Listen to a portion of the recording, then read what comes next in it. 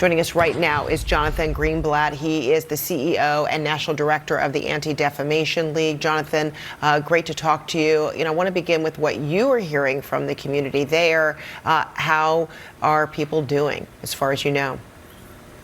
Well, look, this is a sad and shocking event, but unfortunately not altogether surprising, Federica. We have been engaged in very close contact with the Australian Jewish community for years.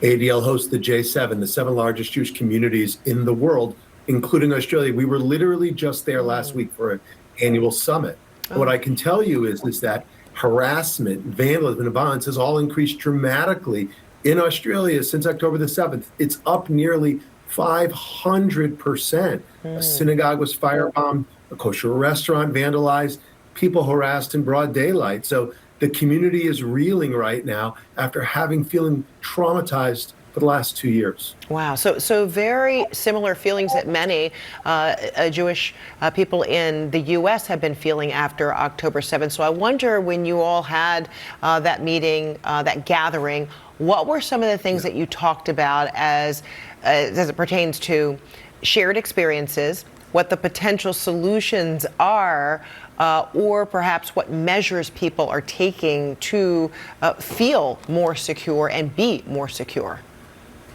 Look, Jewish communities, and we had folks gathered from the UK, France, Canada, Australia, Germany, America, and Argentina. And in all these locales, you've got bulletproof glass, you've got armed guards, you have real security protocols, but you can never build walls that are high enough. So I think every Jewish community is looking, number one, for political leaders to step up and lead and to call out the incitement that seems all too common. And then secondly, for other communities to stand together with the Jewish people to say anti-Semitism, no matter how you couch it, is not acceptable. And then I think for all of us as Jewish people, tonight is the first night of Hanukkah. I think the only response is what Rabbi Schlanger of blessed memory, who was a father of 5, Federica, shot and killed last night in Australia. As he had said in response to prior attacks, the best response is be more Jewish, celebrate, dance, worship openly and confidently as Jewish people. So I think that's what's incumbent upon us, not to allow the terrorists to intimidate us or to make us afraid. I mean, that echoes the sentiment that last hour the President of the United States, Trump, saying that people celebrating Hanukkah in the U.S. should not be worried about their safety. They should, quote, celebrate proudly. How do you best cement that? What is the message? What's the instruction, if you will, on how people can do that? Well, look, Jews around the world tonight will light the menorah to celebrate again the festival of Hanukkah, these 8 days where we celebrate the miracle of Jewish survival at a time thousands of years ago when Jewish people were attacked.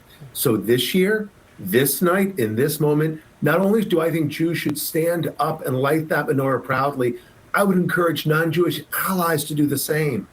Go to a local synagogue, go to a public menorah lighting, and stand with your Jewish neighbors and friends, your Jewish brothers and sisters, because this hate that's coming for the Jewish people, it comes for everyone.